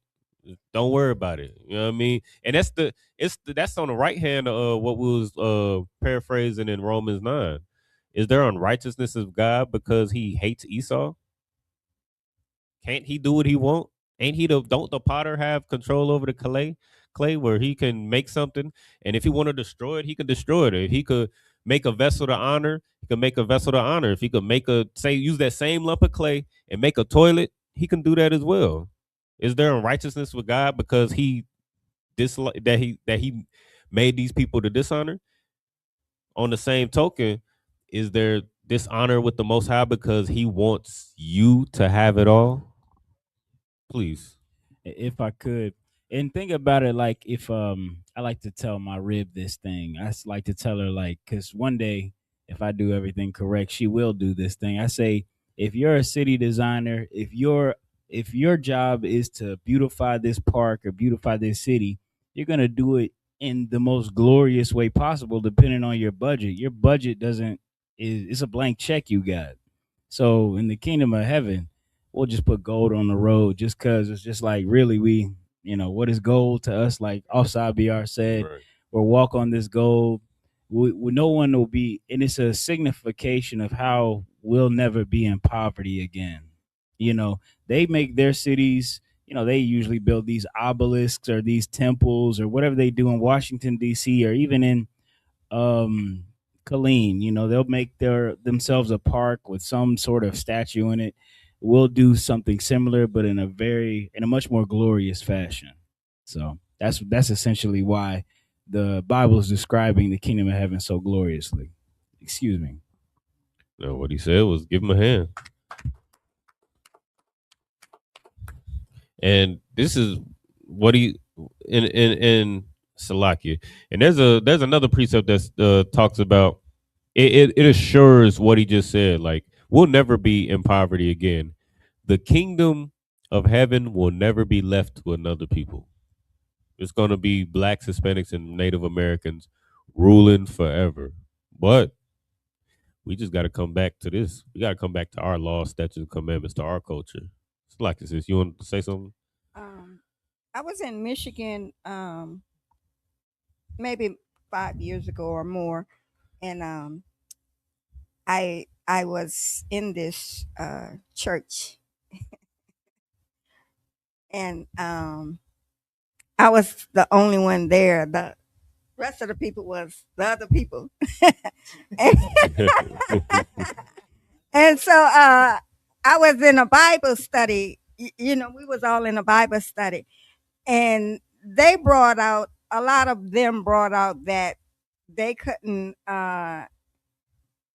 accept a lot of things that was in the Bible because it seems as though they could not understand how a God could have a predestined people. Mm-hmm.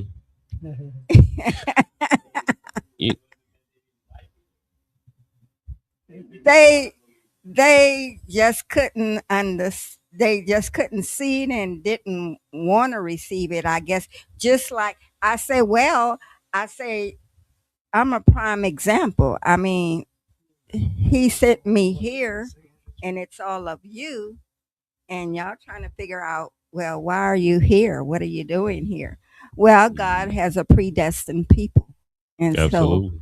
so He wants you to understand that. Absolutely. I'll give her a hand. She's telling the truth. And you know what? This is what I find interesting about Christians, right? You said you was in a Bible study, right? And they couldn't believe it. They had a hard time believing certain things in the Bible. But did they put that Bible down? Did they? No, the Bible was their rule, but I guess they had their Bible. I guess I don't know. The Bible. This is the funny thing about Christians, right? They say that there's so many contradictions in the Bible, or they say that they can't, but they don't believe that God loves one people over another. They don't believe, but they also don't put the Bible down. Like, they don't just admit that they don't understand the Bible. They don't just, their whole ideology and religion is based on based on the Bible. But there's things that they just don't understand in the Bible. But they speak so authoritative about the Bible and about what they believe in the Bible and what they think you should believe about the Bible. That's how arrogant Christians are. And they get that spirit from your oppressor, who is the most entitled and the most just backwards person in this earth. But that's just a prime example about how you know that Christianity and Catholicism, and A Hammer here in the chat, they just don't know the Bible. And it's just put the Bible down. If you believe that there's so many contradictions in the Bible, why are you following the Bible? Either you should throw the whole Bible away, or you don't know the Bible. You know what I mean? That's all that means. Joel. Let me Salakia. But the whole thing, everything that we read tonight is just proof positive that what the Christian church doesn't want to believe is that the Most High does have a favorite people. So everything that everything we've been through, to Genesis, to Judges, to Judith, to Malachi, to Hebrews, to every scripture in Romans, you know what I mean? Every scripture that we've been through so far tonight, it just shows that the Most High does, in fact, have a favorite people. And everything that you're seeing right now, these wars stirring up, is proof positive as well that everything that's going on is for your sake. As a matter of fact, let's go to look up when did World War II start? I just wanna show this in depth real quick. See, it's happening right now, but a lot of times we don't want this kingdom to fall because again, we think that because we don't know these records, we don't understand our history. We think that our world is their world and vice versa. Their world is our world. It's like you want to say something? No, I have the start date whenever you want it. Oh, please. World War II. Yeah, World War II. World War II started September 1st, 1939. So World War II started in 1939. But look up, when was World War II considered a world war? I think I have that here as well. This is the AI overview. World War II started on September 1st, 1939, with Germany's invasion of Poland, right, and ended on September 2nd, 1945. So the invasion, just the fight between Germany and Poland was what kicked it off. Right, but when was it considered a world war? When was it called a world war? And this will also help you understand the signs of the times, because we just read that the world, you know what I mean, the world, the hand of man is betwixt the hand of the heel. It's dependent on the struggle between our oppressor and black people. But we're looking for like, especially the Christian church, we're looking for when Christ, oh my God, I was talking to a Christian yesterday, and they was like, oh, when Christ come down, I'm gonna just ask for forgiveness and hope he forgive me. You premeditating forgiveness, that lets you know that you out of pocket. But that's what we're waiting for. We're waiting for, Christ to crack the sky, some magnificent thing to happen. It's like, oh, now it's time to get right. But it don't work like that. You get signs to help you part asunder the times. Salakia, sir. I have that date, but if I could. Oh, please, go ahead. For that Christian to say that means that in their mind, they know that they're sinning. They're doing the wrong thing consciously. And then they think that when Christ comes down, when Judgment Day happens, that they can talk their way out of it. There is literally precepts about people like that. That's insane. Yep. Christ is going to say he never knew you. Christians know that.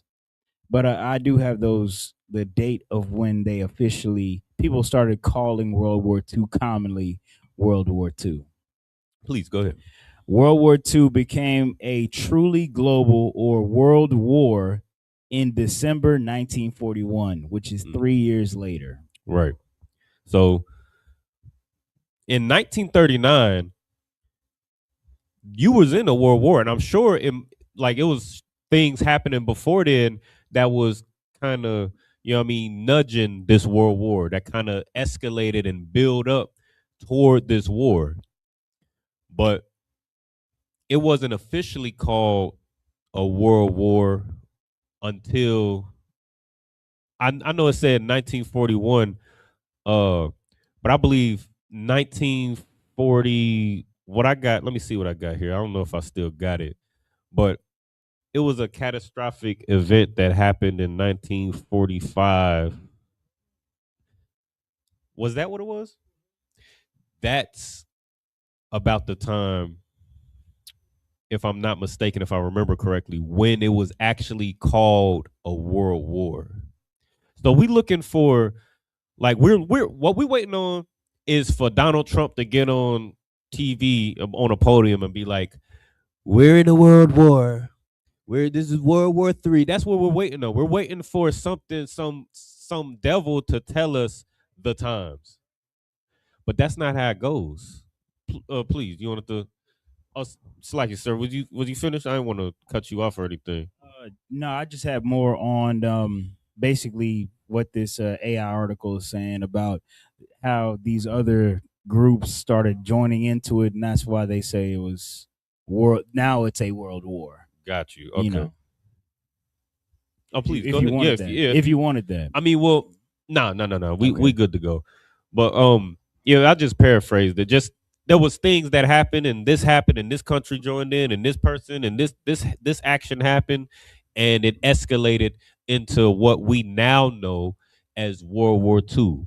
But we was in a World War long before that, long before it was acknowledged as World War II. Slacky, you wanted to say something?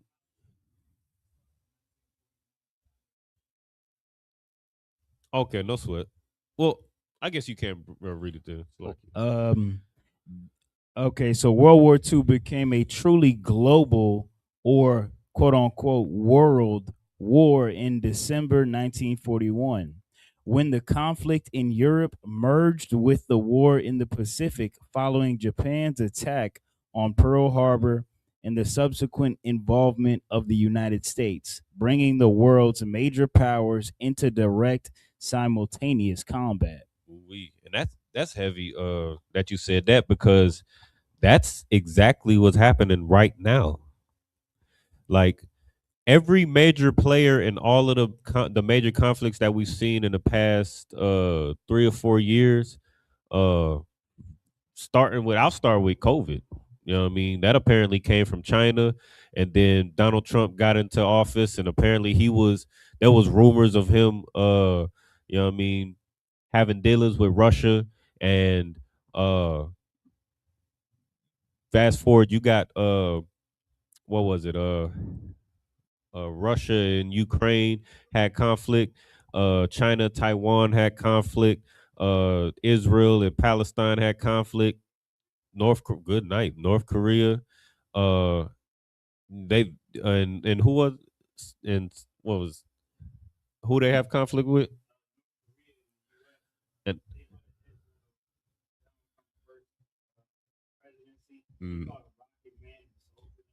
yeah,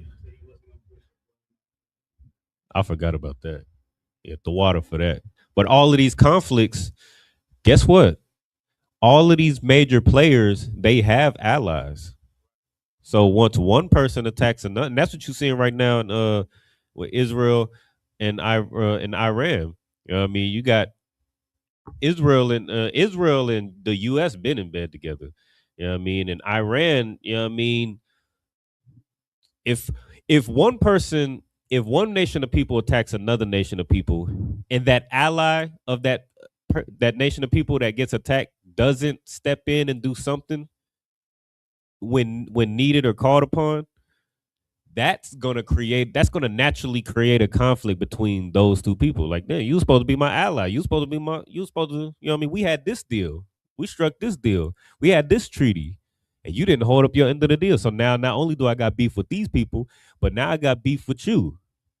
But if that nation of people that's allies with this nation of people that's being attacked, if they do step in, now you create a conflict with them, and then now their allies are going to step in and retaliate to you, and then now whoever's your allies are, it's just like what Barakia was saying. It's going to cause this nation to jump in, and this nation to jump in, and this nation to jump in, and that's where you get the valley of decision, the valley of Jehoshaphat, Salakia.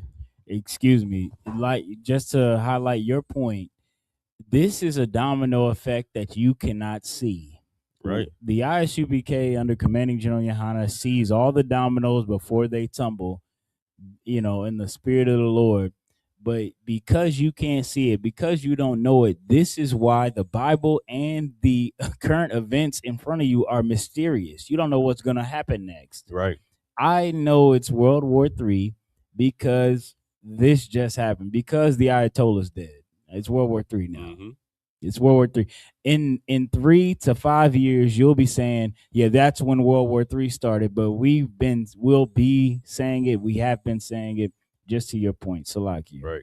And that's the absolute truth. And here's the thing you got to understand about you as well, Blacks, Hispanics, and Native Americans. You want everything to be okay because you're in hell. You seeing all these things happen, and you just want to be able to afford to go to Ruth Chris. You just want to be able to afford to fill your gas tank up all the way. You know what I mean?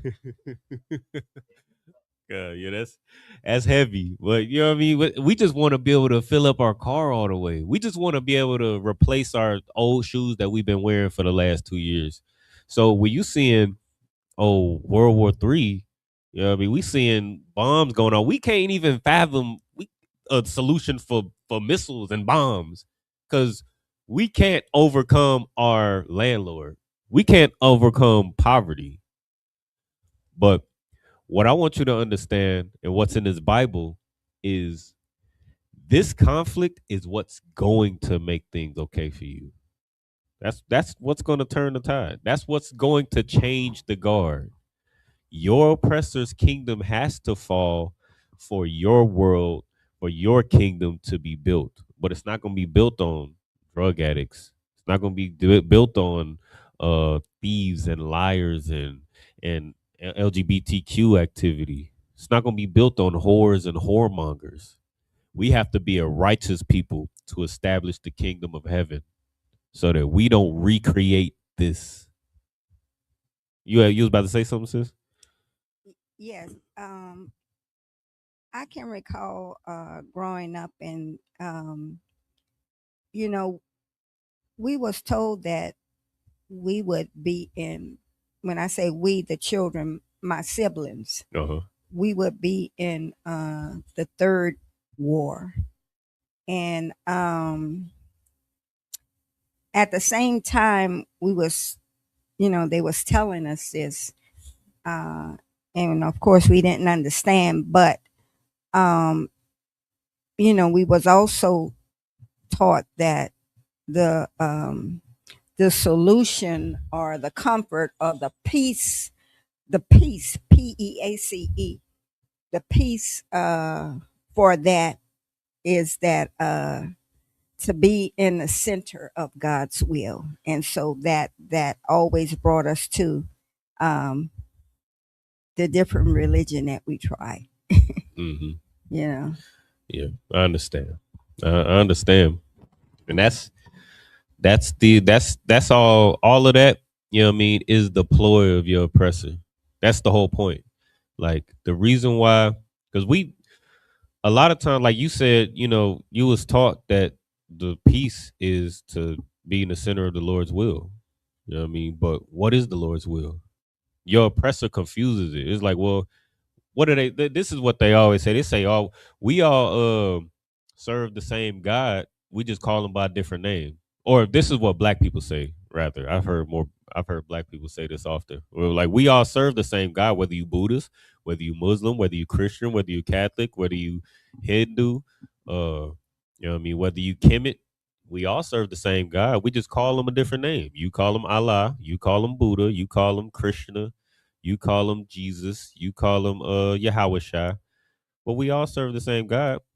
But that creates confusion. So now the people that are searching for the true will of God, they can't find it. They have to go and try Buddha. They got to try all these different religions and all of that.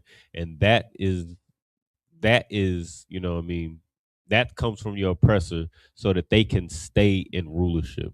Because good night, if we ever came back, and you seeing it right now, that's why you're seeing World War III building up, and that's why you're seeing it happening right now. Because in the ISUPK, under Commanding General Yohana, under the Most High, you know what I mean, under the Most High in Christ, we're coming back.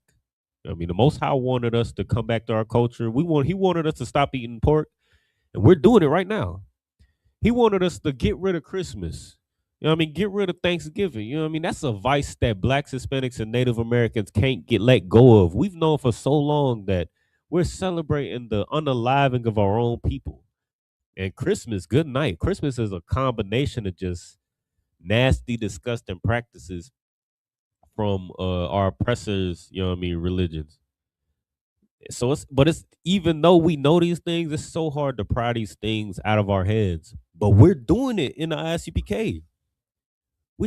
We trying to get our sisters off the streets and selling their bodies and, you know what I mean, being monsters to their husbands. And these sisters against all the incentives that they have to be these monsters, our sisters is being righteous and being loving and kind to their husbands and their children. We doing it in here. Brothers, you know what I mean? We got so much incentive to sell drugs. All our music is incentivizing you to there. If you watch TV or you know what I mean, if you hear the stories or watch the interviews of brothers and sisters who was in the streets selling drug and robbing and you know what I mean, or you see the success story of how they became these famous actors and famous musicians and all of that and how they became wealthy. Their backstory is, yeah, I started selling drugs. Even the business, you know what I mean, even the entrepreneurs, most of them is either they was drug dealers and then they went to jail and then they had a change of heart and now they use the drug money that they saved to, you know what I mean, invest. They got up out the streets and invested in this and this, that, and the third. You know what I mean? You talk to these entrepreneurs and we're incentivized to be in the streets and get that fast money. But these brothers, you know what I mean, due to a miracle from the Most High God, these brothers and sisters is coming out of that lifestyle that we incentivized to be in to serve the Lord in hell. We doing it right now. And that's terrifying, That's terrifying to your oppressor because when we come back and serve our power, then he can be with us. And they will fail. And their kingdom will fall, and we can build the kingdom of heaven like the Most High intended. That's the whole point. Go ahead, read. Go ahead, read what you got. Yeah, you start at verse 1. Let me try to get there with you. No, go ahead. Read. Right. It's the book of Joel, chapter 3, verse 1. For behold, in those days, and in that time, when I shall bring again the captivity of Judah and Jerusalem. Mm-hmm. See, the Most High forgot. He's gonna bring it again. He's gonna bring up your captivity, and he's gonna address it. We think that a lot of times we think that our situation, our condition right now is hopeless. You know what I mean, that's another thing that you know what I mean, our oppressor taught us. If we're the Most High, if we're the chosen, I'm sure A. Hammer would agree. If we're the chosen people of the Most High God, then why are we in captivity?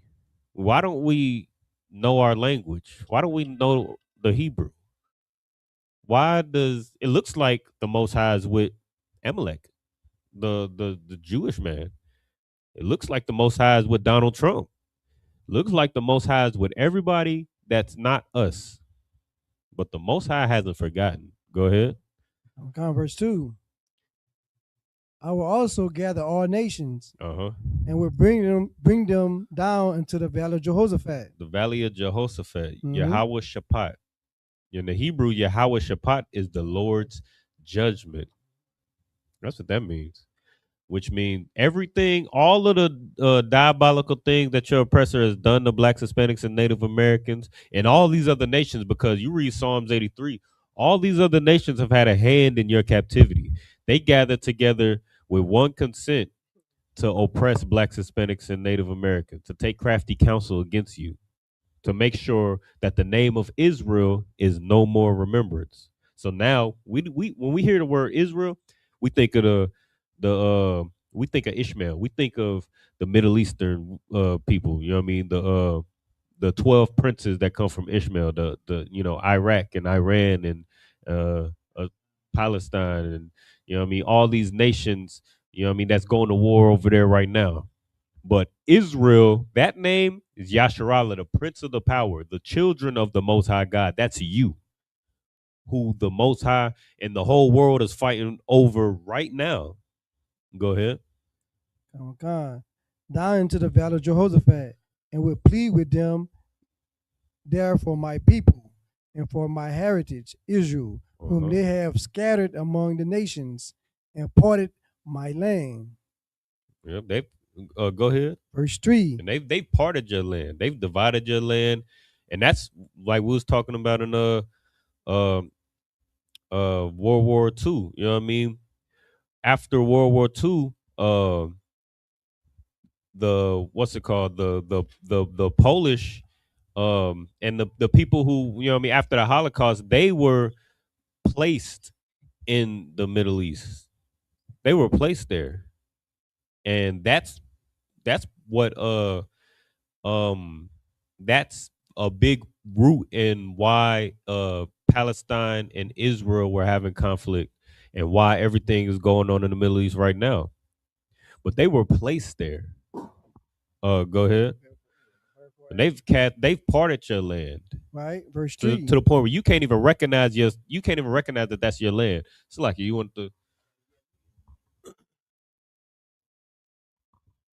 Yeah, just on what you were talking about, they were they were placed there. Jewish people were placed in the Middle East after World War II off of the Balfour Agreement, which is basically a bunch of white people who don't live or own any land in the Middle East saying, "Yeah, we're gonna now colonize this specific piece of land for these specific white people." Right. This is a complete white operation from top to bottom.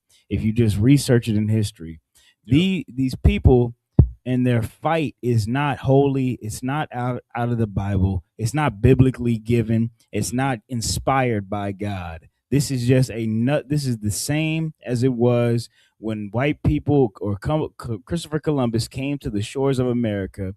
It's the exact same spirit. This is not how God brought his children into their chosen and promised land. Salakia. Yeah, no, that's the truth right there.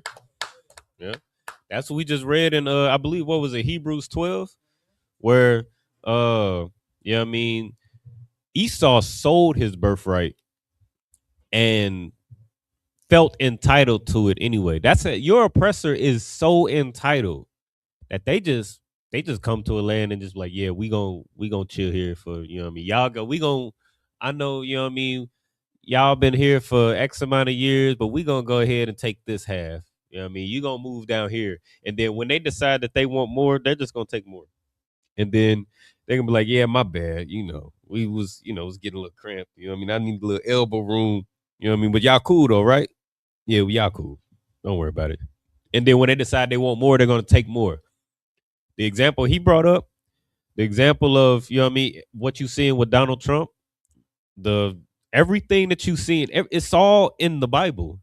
They are just an entitled people. They think they deserve whatever they can steal and take, and you know what I mean, and get their hands on.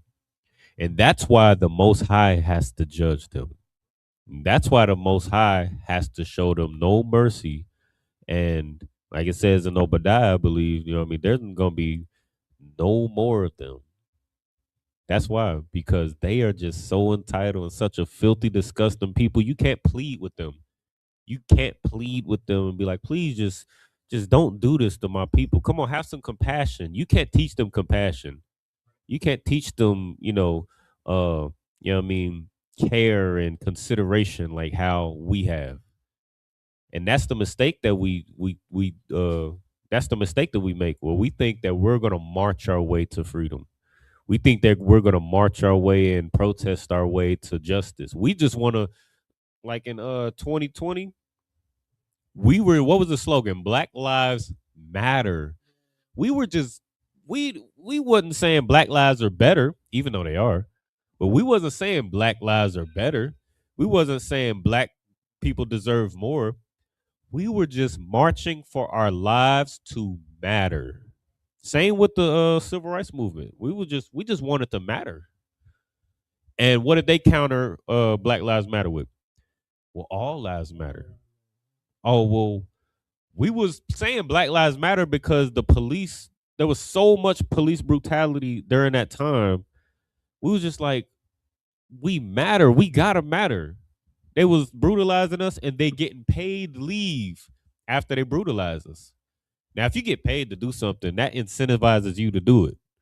So they take the lives of a Black, Hispanic, or Native American man or woman or child, and then they get paid leave. You get a full salary and you get to sit at home with your family. That incentivizes the police to harm us. We were just like, Black Lives Matter because of the police brutality. And they was like, not only did they say, well, white lives matter or all lives matter, they said blue lives matter. So they was like, well, The police matter. They're the ones taking our lives and making it to where our lives don't matter. That's how entitled your oppressor is. And that's why the Most High has to judge them. That's why the Most High didn't promise them any mercy. Because they don't, what the Most High made crooked, you can't make straight. So we can't plead with them. God, they absolutely heartless. They're like a deaf adder who stoppeth their ear. What is that? Psalms 55? They're like a deaf adder that stoppeth their ear. You know what I mean? You try to charm to them, you try to plead with them. They can't even hear you. It's as if they can't even hear you. They can't even, you know what I mean? As a matter of fact, that's part of it. Like you pleading, that makes them want to take your life more. That makes them want to harm you more. You pleading and trying to love them and it makes them want to unalive you more. That's the beast that we dealing with. But us coming back to our culture, that's what, you know what I mean? That's what's drawing these other nations into the valley of Jehoshaphat, the valley of you know what I mean? The valley of the Most High's judgment. And all these other nations are going to be pulled into this third world's war, and they're going to destroy each other. So my advice to blacks, Hispanics, and Native Americans, don't join your oppressor's military. Don't join your oppressor's police force and all of that. I mean, they erasing your achievements anyway. You join the military and then you lose your life for this country, for your oppressor's military, and a decade later, they're going to erase your history. They're going to erase it out the history books. They're going to erase your headstone. They're going to remove and defile your grave and make it seem like you never was there. You're going to leave war. You're going to come home, and the police is going to beat the eyes out of your head and make you blind forever after you sacrifice your life for them. So, like General Muhammad said, let's not give them no reason to give us no medals or no awards or nothing like that when it comes to warfare and, you know what I mean, our service to America. Let Babylon burn. Let them be drawn into the valley of Jehoshaphat and destroy one another. And guess what? You ain't going to have to lift a finger because we're princes of the power. We're princes and princesses of the power. We're not going to have to do nothing but serve the Lord. Just like what we read in the book of Esther. Mordecai and Esther didn't have to take up arms and, you know, raise their voice and cuss nobody out. They ain't have to go and fight and join nobody's military or police force or none of that. They didn't have to become the president or you know what I mean? They didn't have to do none of those things. They just stayed loyal to the Most High God. And the Most High turned that judgment on their own head. It's like you had your hand up. That's like I was happy what you're saying. Basically the part when you were talking about the military. I mean, we got like. I mean, you on. I mean, you online. You tune into this class. It's better getting a heavy class. You black, Hispanic, every American, and you in the military, man. Lord be with you. And I don't know what you think it is because, like you said, like the brothers read the scripture in the valley of Jehoshaphat. Don't get in the Lord's judgment. Don't get in the way of the Lord's judgment. Right. Cause you out there serving the Esau military. You doing you black, Hispanic, every American. You get in the way of the Lord's judgment for Esau. And I mean, Lord be with you. So like it. And it's only so much. It's only so if you in the way, you know what I mean. It's only so much mercy that the Lord gonna give you. I mean, we give you mercy right now. We're pleading with our people to get out of those, you know what I mean, out of those institutions, the military, police force, and all of that. We're pleading with you, but I mean, it's only so long we can plead before the Most High just, you know, you're over there mixed up with those people that He's trying to destroy. You know what I mean? It's only so much mercy before you get caught in the crossfire. You know what I mean, I pray you understand. Slack, is there any other questions or comments or anything I need to address? You got your favorite buddy, Hammer. Yeah. Hey, Hammer, I don't know why you don't agree with us, man, because the same people that we speaking against is the same people that keep you poor. You, in your own kingdom, you as a white man in America are poor and destroyed and destitute. And we're speaking against those same people that got you poor. I don't understand why you don't agree with us, but you know, it's none of my business. Like it, sir. He said we crying. He said we crying, black men. But man, this war. I mean, I was in a I wasn't out. I was just being Esau military. We was in Iraq. A lot of y'all. Man, was down for the war until a lot of y'all. Man, y'all people starting to die, and then you start crying. Same is gonna happen here. Y'all all for Donald Trump. Who arrayed for Donald Trump? Now he about to send all your people over there overseas to get unalive, and then you gonna be crying like a B. Right. No, real talk. I mean, what he's saying is the truth. Y'all the most cowardly people in this earth. Y'all are the number one. Y'all are the founders of the. I mean, we just read in what was it? Where Esau sought the birthright carefully with tears. That's how y'all get your way, with tears. That's how Donald Trump got in the presidency. That's how he's probably. He historically you can only serve 2 terms as a president, but that's probably how he's going to bypass that. That's how January 6th, those terrorists and those criminals got pardoned. That's how he got pardoned from his 34 felonies, with tears. So you're talking about we crying. I mean, we rejoicing actually. I can't wait. I'm not in. You in worse shape than me, Hammer. I can tell you that right now. I live a wonderful life. You know what I mean? But the way that y'all get everything, even though that y'all are wealthy, y'all are the criers. Y'all seek the covenant that you cannot have with tears, and the Most High does not hear your tears, Hammer. No matter how much dirt you sit in, no matter how much you try to come at us and try to make it seem like we the, try to make it seem like we the problem. No matter how much, how many comments that you put in the chat, your people are the criers, and the Lord is gonna remove you, and we're just gonna sit back and enjoy, this wonderful life that we live in the ISUPK with brotherhood and sisterhood, and raise our children to never taste pork and never celebrate Christmas or their birthday, and then you're gonna sit in the dirt and you're gonna cry as a poor white man in your own kingdom. Like it. Please. So like it, I don't know, like the art. It's kind of irks me every time oppressive white man gets on here on the social media and try to portray as black, Hispanic, Native American or savages, like we are criminals, but they refuse to acknowledge all the things they have, all the atrocity they have done on the earth. You know what I'm saying? Like why you come upon against us? Go plead to your own people and point out the error in your own people. Try to fix them and try to fix us. We gonna black, Hispanic, American. We're gonna fix ourselves. We don't need your help. I mean, we know what you have done in the past. In the 40s, Jim Crow. I mean, the 400 years of slavery. Why would we take? Why would we take a word from you? Why would we take knowledge from you? Because all you have been doing is lying to us from the beginning. So why would we take your word? You know what I'm saying? Your word don't mean nothing to us. It's like it. Yeah, I don't. Yeah, I don't care. I honestly just don't. We don't care up in here. Like you asked, what's old girl name? Something good. Meg. What was her name?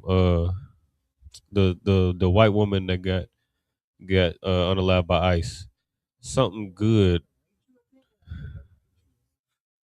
Yeah, ask her who the devil is. Renee Good. You know what I mean? You could try to paint us as the villain all you want to, but I think Renee Good would disagree. I think Renee Good knew who the devil was in the earth. You know what I mean? All those children in the Epstein files, you know what I mean? That was all the children in Nickelodeon and Disney, you know what I mean, that got violated. I think they know who the devil was. You know what I mean? I think all those girls at that pageant that Donald Trump invaded and violated, I think they know who the devil is. So, you know what I mean? I don't have to try to convince you who the devil is. Even though you sitting in the dirt poor. I don't have to convince you. But I think you know who the devil is. So what's understood don't gotta be explained. All right. But with that, we're gonna oh, yeah, you go ahead and do the announcements. With that, we'll pass the class to Priest and Officer 500 IBR, the security announcement. Go ahead and give him a hand.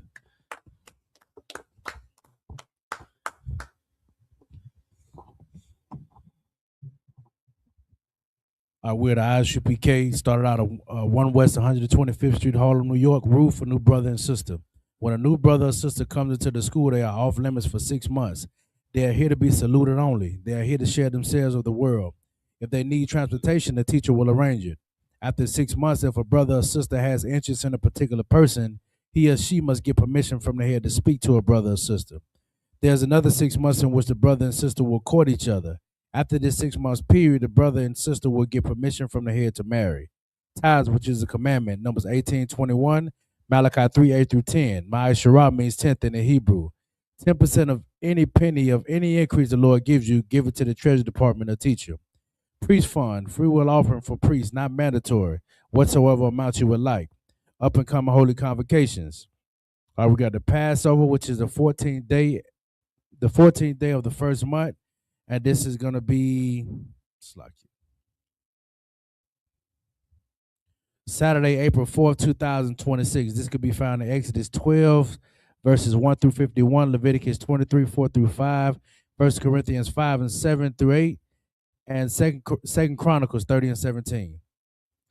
Remind Akram Nakwat to check the bulletin board in the hallway. If anyone wants to be a trooper in the school, to start wearing all black, boots, shirt, pant, headband, and scarf. And that'll conclude our Isupk security announcements. With that, we'll say I majim, which means to stand. We give a courtesy salute to the brothers. Individual Majim Shabbat. I majim, Barak, Yaji Matah, Sar. We're going to turn the face to sisters. Give a courtesy salute to the sisters. Individual Majim Shabbat. I majim, Barak. Our Shemal Atabai Shemal Shai.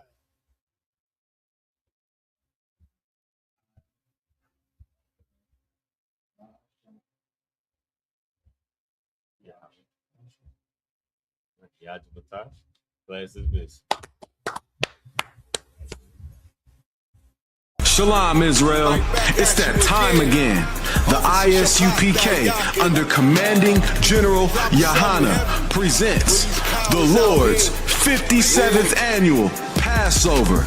That's right, the Lord's 57th Annual Passover, April 4th, 2026, in Houston, Texas.